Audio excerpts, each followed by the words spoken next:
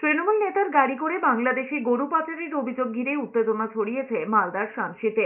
অভিযুক্ত তৃণমূল নেতাকে আটক করেছে পুলিশ। জানা গিয়েছে, রতুয়ার কুশরাক্কা এলাকার শামসি রতুয়া রাজ্য সড়কে একটি পিকআপ ভ্যান থেকে গরু উদ্ধার হয়।